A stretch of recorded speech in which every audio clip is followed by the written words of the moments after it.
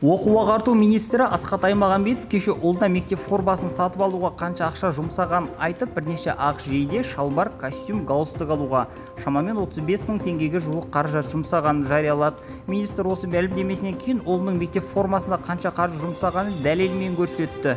Оның жазуынша мектеп формасын алуға 36 мың теңге жұмсаған. Өзін жариялаған түбіртекте жалпы сомасы 56 мың теңгедей жұмсаған.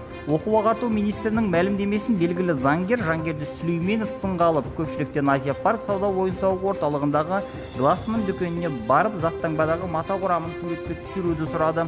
Заңгер атап көрсеткенде, білім және ғылым министрлігінің талабы бойынша мектеп формасы 100% мақтадан немесе жартылай жүн қосылған матадан тігіледі. Егер көйлек 100% мақтадан болмаса, шалбар мен пиджак жартылай жүн қосылған матадан болып шықпаса, министр отставкаға кетуге тиіс.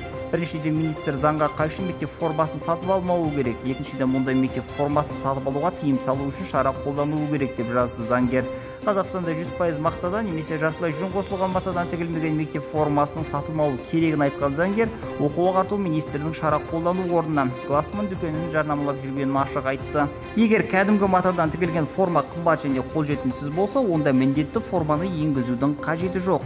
Сөз соңында айтары, министрді қызметінен босата беруге болады, өйткені пиджак жартылай жүн қосылған матадан емес, 35% вискоза және 65% полиэстерден тігілген және ол синтетика деп жазды заңгер.